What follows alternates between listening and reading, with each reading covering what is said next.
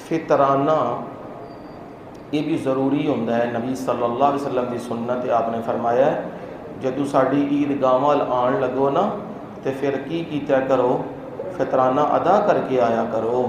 तो फरमाया जिस बंदे नूं अल्लाह ने सकत दी है तो फिर वो नहीं है मामला करता, वो साडियां ईदगाहां दे नेड़े भी ना आवे। तो ये जिहड़ा फितराना है ਇਹਦਾ मतलब ये होंदा है, ये नहीं होंदा कि मौज करनी। ਇਹਦਾ मतलब यह होंदा है ਜਿਹੜੇ गरीब गुरबा बाकी लोग जिन्हां कोल खाना नहीं कुछ नहीं, वो भी शरीक हो जान खुशियां दे अंदर है। सुन्नत अमल तो यही है कि जदों चंद नज़र आवे ना उदों देना चाहिए, ईद तो आन तो पहला पहला। लेकिन हुण आबादियां हदूद तो तजावुज़ कर गई ने, वध गई ने, बहुत ज़्यादा हो गई ने, तो हर बंदे की ज़रूरियात पहलू पहलू होंदियां ने। बेहतर यही होंदा है कि पहलू ही अदा कर देना चाहिए है। 300 रुपया फी परसन है।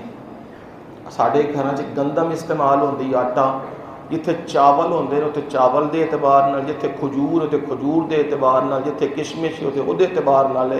साढ़े हाँ आम यही चलता, गंदम आटा चलता वे, तो उस हिसाब नाल 2 किलो के हिसाब के नाल यानी 300 रुपया फी परसन है।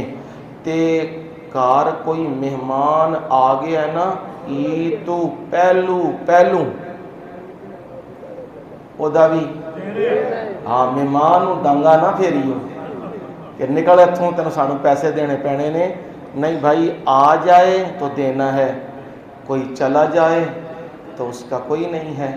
इसलिए ये अदा करना लाजिम है ताकि गरीब भी खुशियों में शरीक हो जाएं।